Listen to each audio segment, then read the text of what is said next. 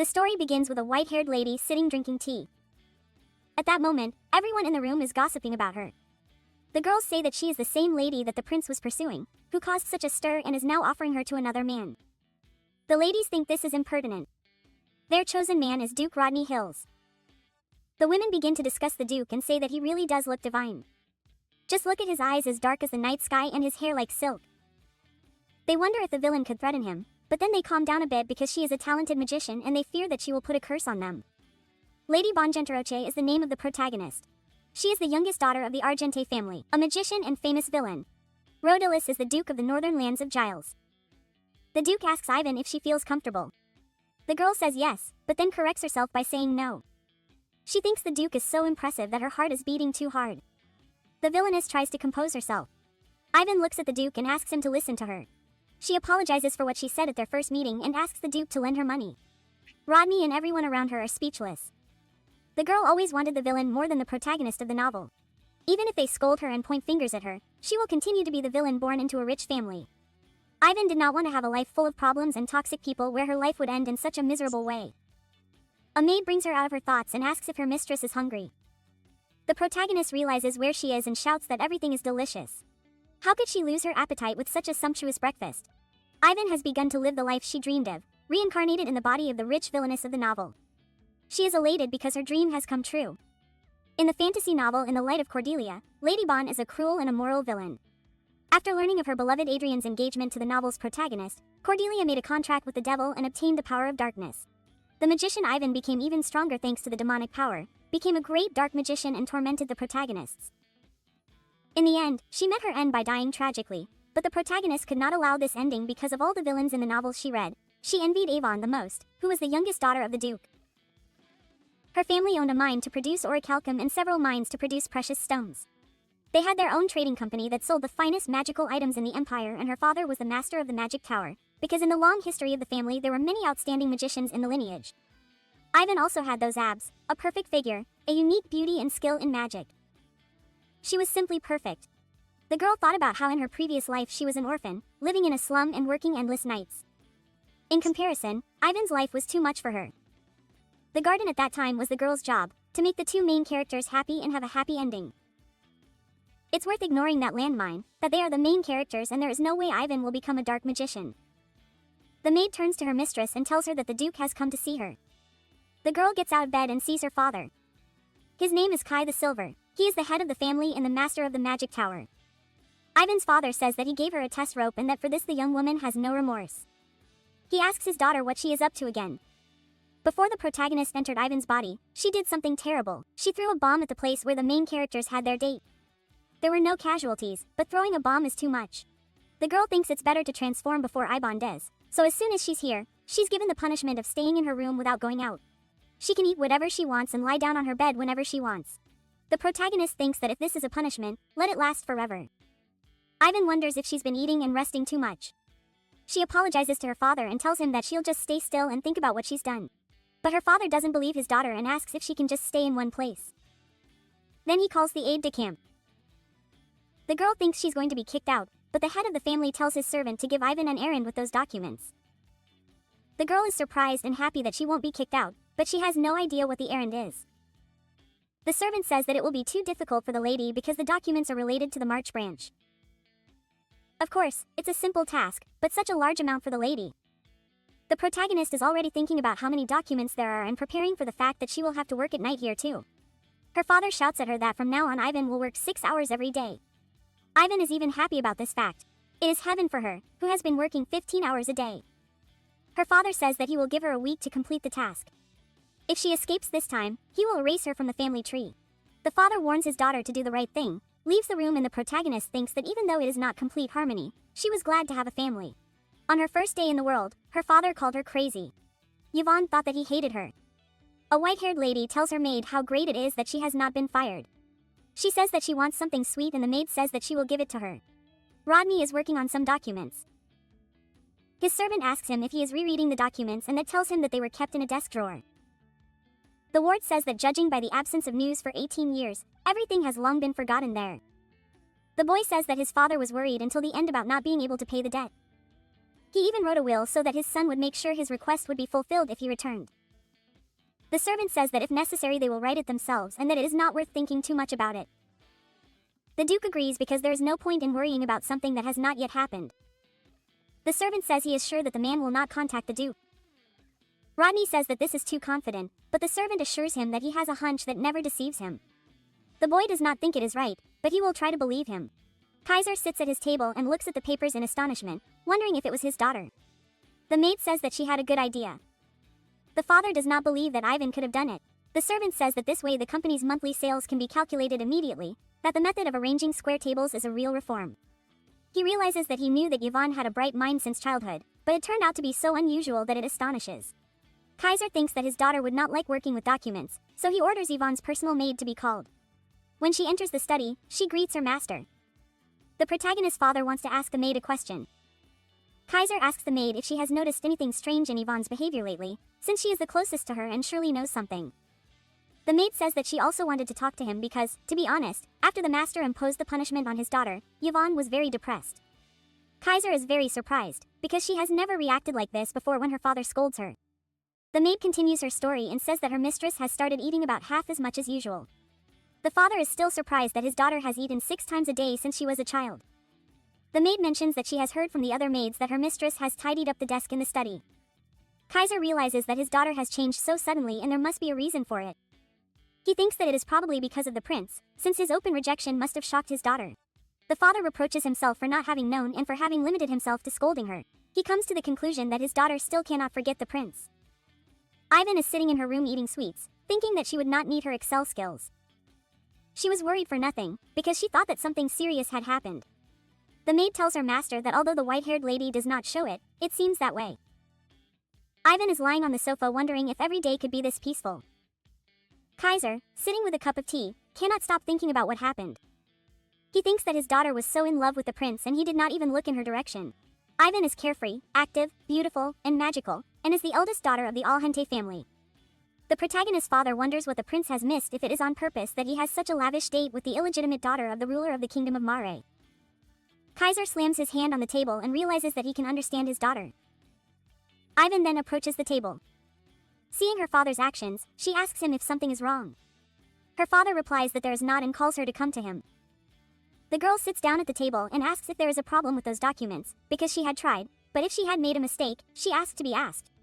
The Duke is surprised because Yvon has never apologized before. She replies that everything is fine. Both he and the assistant are completely amazed by the girl's work. Yvon is very happy and thanks her father for the compliment. Yvon realizes that she has smiled, but she had not paid attention to the compliment before. The protagonist's father tells her that she seems happy today and she agrees. She thought that her father would scold her today, but it seems that she was wrong. She says that she did not think that her father would praise her. Kaiser says that up until now Yvon has always been up to some mischief. The white-haired woman pleads guilty and regrets having caused so many problems for her family. She promises to behave more discreetly from now on. In her thoughts she is glad that she will spend her life relaxing at home and enjoying delicious food. But suddenly her father shouts and asks, "Why is your daughter so lazy? Is there a defect in her?" Quote. He calms down and says that he himself punished the girl so that she would improve, but seeing his daughter in this state worries him. Kaiser says that he has bought a house and that the girl can break everything there to vent her anger. Yvon cannot believe what she has just heard. The servant says that the Duke has set up a shield near the house and that the girl can not only use magic but also detonate bombs. Her father says that the girl can go there now, but she asks him to wait. She thinks why destroy the house because she has dreamed all her life of having her own house and does not understand why her father has such a satisfied face. The protagonist tells her father that he has punished her because she has done something wrong and that she has no reason to destroy the house. But Kais becomes furious when he mentions his daughter's name and asks what is wrong. Furious, he uses his magic and asks who is the prince who has brought his daughter to this. The aide-de-camp calms the protagonist's father down. He apologizes and says that he was too excited and apologizes if he scared him. Yvon, surprised, says that it is incredible because her father used real magic. He himself is a little embarrassed and asks what surprises her so much. The protagonist notices her father's shyness and thinks that perhaps he has a kinder nature than he seems. The father tells his daughter that if she wants something, she should say so, if she wants a romantic relationship, that there are many men in the world much more worthy than a prince. Yvon, upon hearing that her father will fulfill all her requests, remembers that in her previous life she did not have that opportunity and tells her father that she would like to study. The Duke, upon hearing this, asks if his daughter said the word study. The aide-de-camp says that it seems like she did. After reincarnation, the protagonist did not know much about this life and wants to learn everything. The girl is very happy to be able to concentrate only on her studies. Since Yvon is also a magician, she can control magic like her father. But she finds it strange that for some reason she cannot master magic books, although she has no problem with reading. The protagonist wonders if it is because she is not the real Yvon. Of course, she does not need magic now. She thinks about trying to use it just in case. The girl remembers what is usually shouted in cartoons or novels, stretches out her right hand and says fire. Her brother enters the room and asks her what she is doing. Yvon is confused and wonders why he had to enter at that moment. Yvon's brother is Bardin, who called her a radiant dog. He is the son of the Duque Argentrose, assistant professor at the Magic Academy in the Faculty of Magicians. The protagonist asks her brother what he is talking about. He says he shudders at his words. To begin with, he asks his sister to answer if she herself has put order in the sales and made tables. He wonders why the girl suddenly wants to study core subjects. Yvon says that she just wanted to do it. The guy asks what happened to his sister and asks her if she wants the degree, but the protagonist does not understand how her brother came to such conclusions and asks him if he was referring to the degree. He answers that he did because he could be useful to replace the younger Duke. Yvon becomes furious and shouts that she only wants to help her brother and his family. Bardin did not expect such words. He does not understand why the white-haired lady wants to help him. Yvon says that the monster used to appear once every 10 years, but that now it is happening less and less often. Her brother also does not know why he has been in the battles. The last big battle was 5 years after he appeared. Obviously, the next war will be even bigger and will most likely happen in 3 years. Bardin knows this. He asks what the girl's conclusions are based on. She does not know what to say at first, but then she says that her confusions are based on the fact that she has been studying history all day today, looking at when important battles took place and checking if there were monsters in those battles. The protagonist hands him a paper. He looks at it in surprise and wonders in his thoughts how Yvon has not found out on her own and compiled the data in a table. He reproaches his brother for what he said about the girl trying to get the title. Bardin wonders what his sister really wants because she is not the type of person who would just help. The protagonist thinks he is very clever. He says that to be honest, it has been very hard for her, but that she wants to help him and his father live a peaceful life. The girl asks if her brother understands, but he still does not believe her and asks her suspiciously what she said. Yvon is already furious and repeats the word brother. Bardin already goes mentally but angrily to his sister and thinks that she is really crazy. He blames the crown prince. A boy enters his father's office and says that Yvon is acting weird. Kaiser asks if his son has noticed too. The father says that his daughter told him that she was incredible and the brother says that the girl called him brother. Do you think the prince's rejection was a hard blow to Yvon? Because she said that it was hard for her and now she wants to live a peaceful life.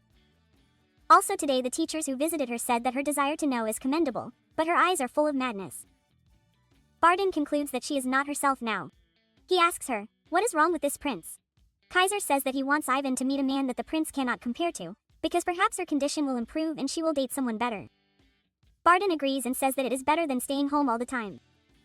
The two smile evilly and the brother asks if their father has chosen a candidate. Rodney states that Aunt's instincts have failed her again and orders her to prepare everything for the trip. She has an excuse to go to the capital because Kaiser has sent her an invitation to an official meeting with his daughter. 18 years ago, the previous Duke of Jals was a rather simple and self-confident man. He participated in the fight against the monsters relying only on his sword. However, during the battle he found himself trapped in the flames. At that time, Kaiser Argentrose was passing through on his way north to get medicine for his sick wife. The great Kaiser helped the Duke in that dangerous situation. In this way, the YS family was greatly indebted to Argentrose. The proud father was grateful for the rescue on the one hand, but asked that the fact that the magician had helped him escape from danger not be revealed. On the other hand, he promised to fulfill any request of the Kaiser. Shortly afterwards, thanks to a letter, the forgotten vow is revealed again. The servant asks if the Duke really intends to go there, but he claims that the little ant himself saw that the prince had a lover, which greatly upset the Duke's daughter. The ward tells his master that the Duke of Argentrose is out of place, for how can one remember an oath for such a purpose? He says that Rodney is not obliged to meet with his daughter for this, but the Duke does not listen to the blue-haired boy. He says that he must order a new suit and prepare the gifts in advance. The servant does not understand why his master is so eager to do this. After all, it is Lady Bon herself who has done so much with her life for Rodham to help this villain. But the Duke is adamant. He says that he will definitely pay his family's debt and that the time has come, above all, to not forget his father's will. Formagita can't stand her lord's stubbornness, so she tells him that she will send him a letter saying that the Duke is on his way to the Jals estate in the capital and that he is also planning a trip to the atelier. Rhodey is curious to know to what extent the Duke's daughter is a fearsome person. The next day, Yvon travels in a carriage to the capital. A girl on the street crosses her eyes and tells her friend. She argues that they have to get out of here before that villain does something. The protagonist, of course, accepts it, but she doesn't think it's that bad. Barden says that the girls are still afraid of his sister and that her reputation is still strong. And Bol asks her if she likes it when they treat her own sister like this. The family arrives at Nasiel. The protagonist is fascinated by the place. Her brother asks her if she has already forgotten about this place because she hasn't been here for a long time. The white-haired lady thinks about how Yvon decided to drop a bomb in this peaceful place. Her brother whispers in the protagonist's ear that if she wants to blow something up, she should tell him, and that her uncle will borrow a device from his sister. The girl says that that's not the point, and in her mind she wonders what's happening to them, her father and her brother. She looks at the imperial palace and thinks that it's much more beautiful than she imagined. But her father blocks the view of the palace and tells Yvon not to even look there. The protagonist is scandalized. Her brother asks her if she still regrets it, but the white-haired lady asks why she should regret it. If they think the girl is still in love with the prince, she tries to tell her family that she has forgotten about the prince. Her brother and father don't believe her, of course, but it's true. Together they go to the best atelier in the empire, the engine. The employees greet the customers with warm smiles, play smartly, and do not realize that they have a very different reaction than when Yvon came alone. She always came alone. The workers never spoke to her. The girl was a lonely and abandoned daughter of the Duke. The white-haired lady is a little dejected by such memories. Her father asks her if she is okay. The girl replies that she is fine, and her father tells the workers to find her suitable clothes. The brother says that Yvon should not yawn and that she should choose a dress. The girl is very excited because it seems that they have brought her on purpose to cheer her up. She is very happy because she now has a family who takes care of her. The protagonist tries on many dresses, but she cannot choose because they are all very pretty. The brother says that the girl is not ugly, and the father agrees because his daughter is the most beautiful in the empire. One of the workers asks if they can see the shoes on the stand. The Duke asks angrily what he is talking about. The brother says that the heel looks too high and dangerous for his sister, and the father adds that she could sprain her foot. They leave the workshop and head to other shops. Elk takes the exquisite summer hat in his hands and says that it will look great on Yvon. Balin simply touches the jewelry with his fingers and tells his sister that it looks good on her and that she should try it on once. Yvon can't help but smile and laugh happily. Her brother and father notice. The protagonist apologizes, but the two men tell her that it's okay. The father says that he reminds her of the mother from the village because she looks a lot like her when she smiles. Her brother decides to interrupt the conversation and suggests that they go for tea, and Kaisa replies that it's a great idea. Barden adds that there's a cafe nearby. The white-haired lady doesn't understand what's going on. It seems to her as if they had set it up on purpose, because those two are talking so unnaturally. The girl wants to go home. When the family enters the cafe, Yvon's brother and father ask her if she likes shopping. She says she does and appreciates such gifts, but as she said, the white-haired girl is going to study to be useful to her family, so she really has nowhere to wear these outfits and should probably return half of them. Kaiser and his son are outraged. The father asks why she has nowhere to wear them. Barden agrees with his father and says he will introduce Yvon to a good man in 3 days at this cafe. The protagonist remembers them sitting at the table and wonders if he was joking last time. Kaiser states that everything is settled now and that man's name is Rodney Giles. He is the young head of the Giles family, one of the honored clans of the empire. He is a master swordsman and guardian of the Northern Gate.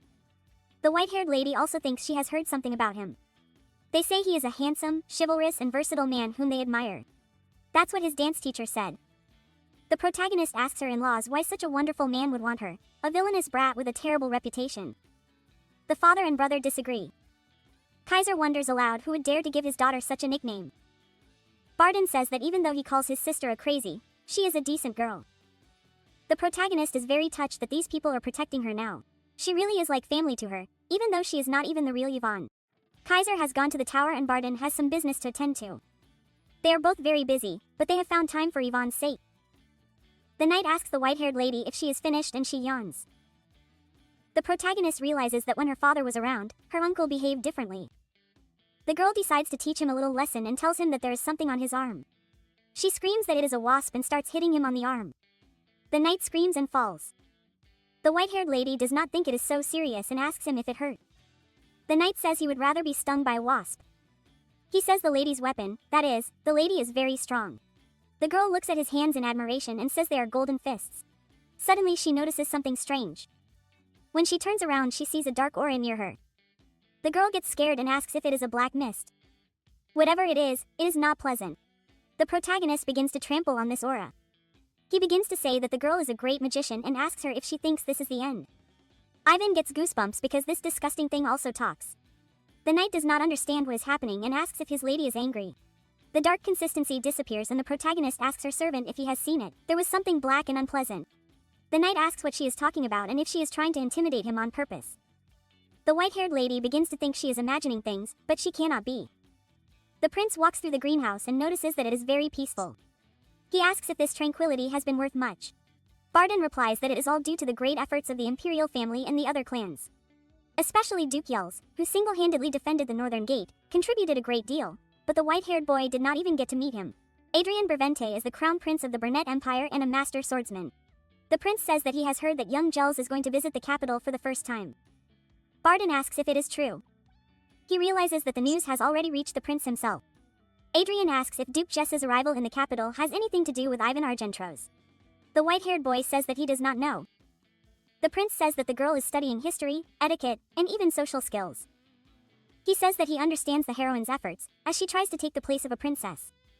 But the man intends to make Princess Cordelia his wife, so Lady B is not trying in vain. Balin gets angry and tells His Highness that his sister has long since forgotten the prince and started a new life, and that Ryan shouldn't worry about it. But Ryan just tells him narcissistically not to pretend, because the lady won't be able to forget him so easily. The white-haired knight himself knows this very well. Adrian continues his monologue and suggests that Bardin try to disown him for his sister's sake.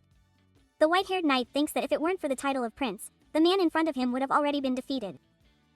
Yvon's brother is still angry, but suddenly he sees a strange handprint on the tree. He wonders where it could have come from. PNY decides to write it down just in case and puts a bracelet with a magic stone on the trail. The prince asks the white-haired boy if he is listening. Bardin tells him that there is a strange trail behind him, but when His Highness turns around, the trail has disappeared. The prince says that it is just a tree and assures Bardin that he should not avoid talking and that he should follow his advice for Yvon. The white-haired man is fed up with this and goes to His Highness to apologize, but in reality Yvon has already forgotten about the prince, so he does not need to pay so much attention to him.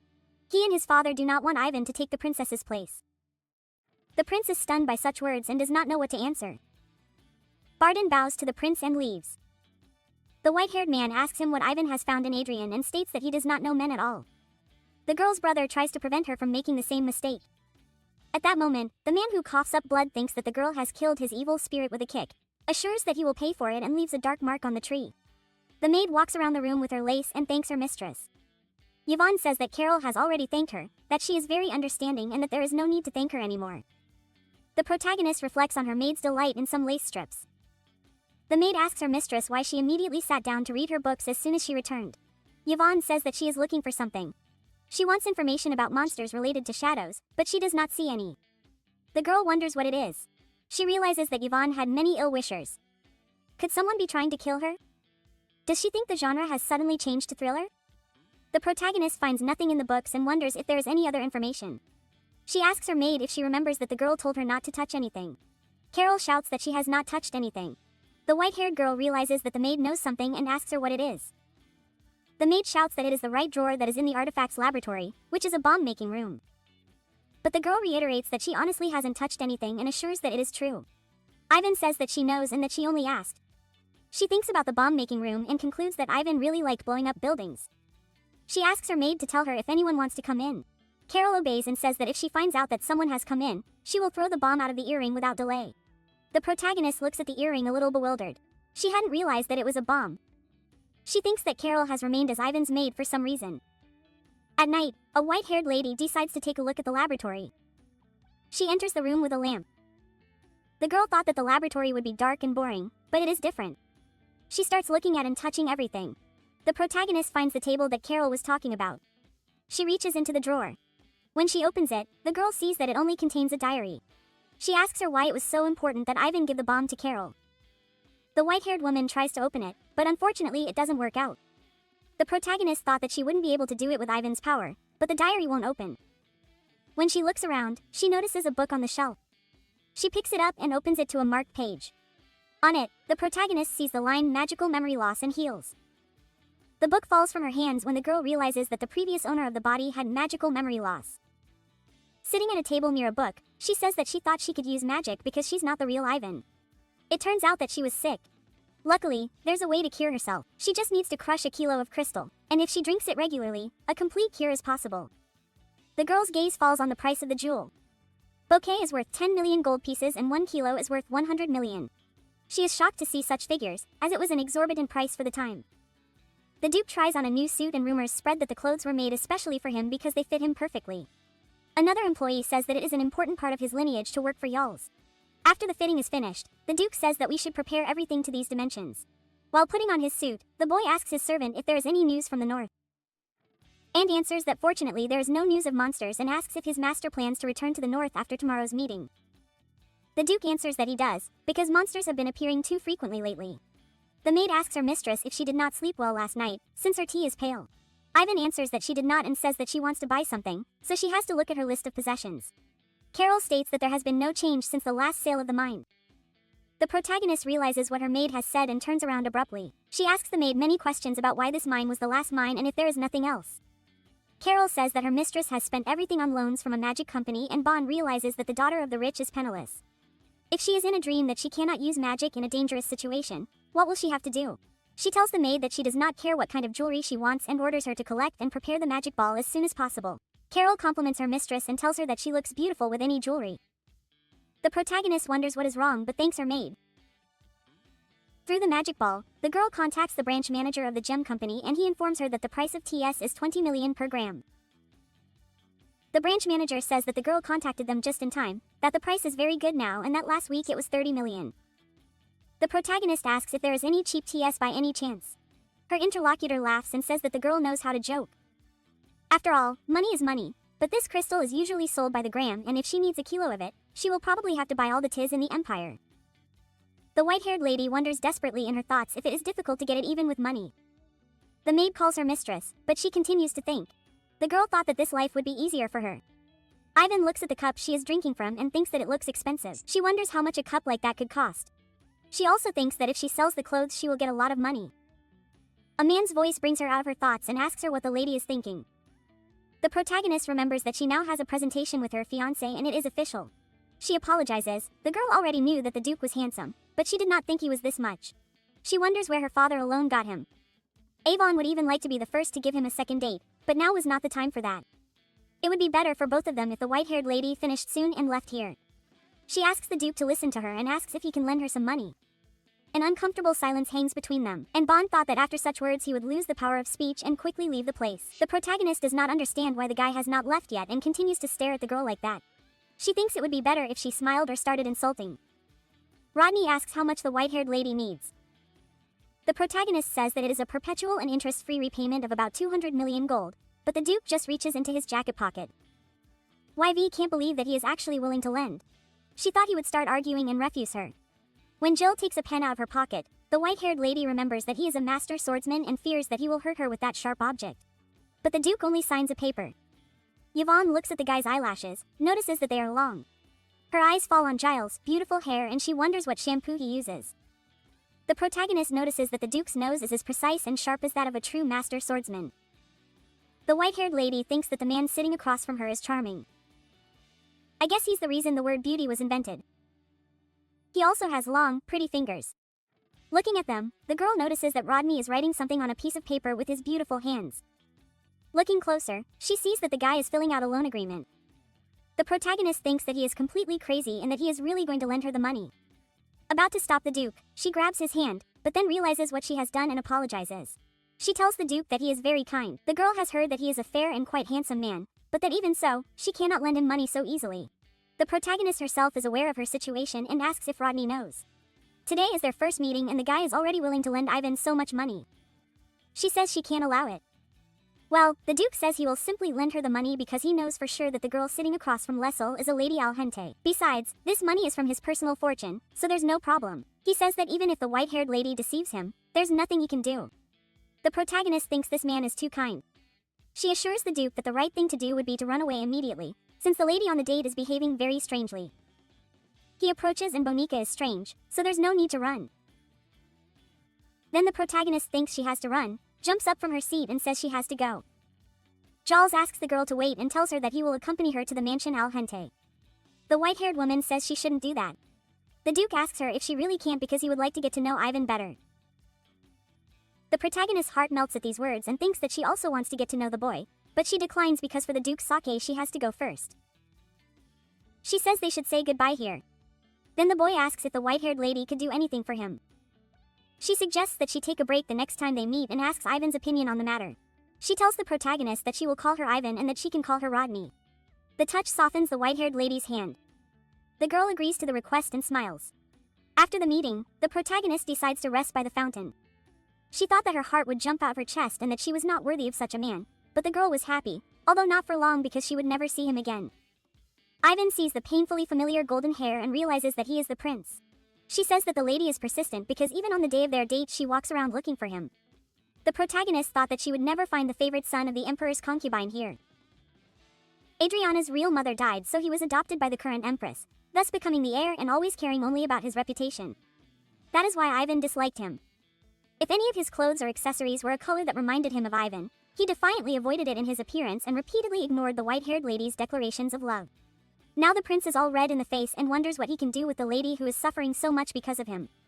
The protagonist is not very happy to greet him. Adrian did not think that even on a day like today a girl would come. As befits the protagonist of the novel, he is certainly handsome, but after that perfect man, the prince seems ordinary. Adrian tells the girl not to look at him with such a sad look, but the white-haired lady does not understand what he is talking about and states that she does not want to bother him, so she will leave. The prince speaks well at first, but then realizes what Yvon has said and asks her in surprise where she is going when he is right there. The girl apologizes and gets up from her seat. She thinks that she must get out of there soon, but the prince shouts at her to wait and grabs the lady's hand. The heroine is surprised and asks if the prince has grabbed her hand. Adrian lets go of her hand and says that he didn't mean to. Yvon says that there are many people there and that if the prince grabs her hand it will reflect on his reputation. The white-haired woman says that the prince has always cared about her and thinks she should tell him directly. The girl tells him that it seems like he hasn't understood her because she has forgotten about him for a long time. She assures Adrian not to worry because from now on the girl will not interfere with them. The heroine apologizes for everything she has done, but the prince says that the lady is only trying to reach his heart, because she knows that Yvon has started studying to become his consort. He tells her that she has no reason to be ashamed because there is nothing shameful about studying. The white-haired lady does not understand what the narcissistic prince is saying. She notices that her hair is yellow and speaks with displeasure, as if her head were greased with oil. The girl angrily tells His Highness that everything is wrong. She wonders why this lunatic can't understand her and says that she doesn't feel anything for Adrian anymore, but he still doesn't understand and says that the girl is just trying to get his attention. Even Duke Yal's was used for this. The prince asks if Bon feels sorry for him. The protagonist clenches her fists and almost cries because of this idiot. His Highness asks the lady if she's crying because of him. Rodney comes up behind the couple and says that he's finally found Yvon. He greets the prince and tells him that his name is Rodney Yal's. Adrian asks in surprise if this is Duke Yal's. Two guys face each other. People start whispering. A lady in the crowd asks if Miss Argentrose is between the prince and the duke, if it's a love triangle. Another lady asks what strange things the girl is saying. 5. It's immediately clear that the Duke of Yal has rushed to protect the prince. Yvon is speechless. She thinks she should have taken her brother's artifact. Rodney tells the protagonist that he has a gift for her, that he hasn't had time to give her and claims that this is not the most appropriate place. The Duke suggests that they go to a quiet place. Yvon thinks that the guy realized that she was in a bad situation and decided to help her. The white-haired lady hugs the Duke's arm and tells him that they are going to spend some time together. She suggests that the Duke accompany her. Rodney holds the girl's hand, indicating that she should not let him go and states that the lady told him that they had a date, so he will see Her Highness next time. The couple leaves, leaving the prince alone. On the way, the protagonist says that she will surely thank the Duke and to be honest, she knows that the boy came on a date at her father's request. She supposes that Rodney must have had a hard time doing it and now he has also saved her from the prince. The white-haired lady thanks him. Tats thinks about it and Yvon asks him if maybe he felt uncomfortable, since she didn't even think about it. The Duke approaches Yvon. The girl notices that he is too close. The guy reaches out his hand to her hair and the protagonist closes her eyes thinking that he wants to kiss her. Don't forget to subscribe and activate the bell so you don't miss any.